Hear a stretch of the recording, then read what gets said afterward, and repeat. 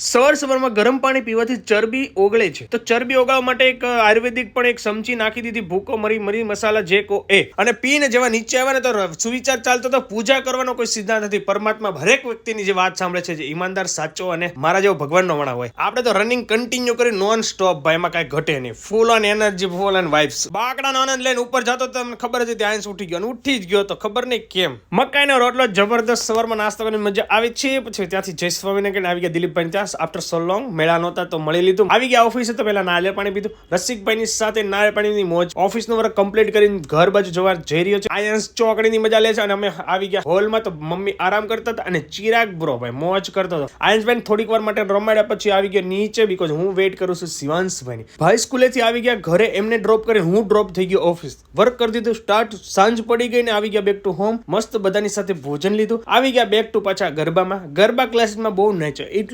એટલા નાચ્યો ને તમે પરસેવા રેપ છે. પછી આપણો ફાઇનલી આજનો ટાસ્ક કમ્પ્લીટ થઈ ગયો. સરને બાય બાય કરીને જેવો ઘરે જતો હતો તો પવન ફીલ થતો હતો બોડીમાં. હા નેક્સ્ટ લેવલ. તરબૂચ લઈને પછી ઘરે પહોંચ્યો તો તરબૂચ કટિંગ કર્યું, તરબૂચ ખાધું અને ભગવાનને પોતાની આશીર્વાદ વિડીયો કરી દે. બાય બાય, જય સ્વામિનારાયણ, જય શ્રી કૃષ્ણ.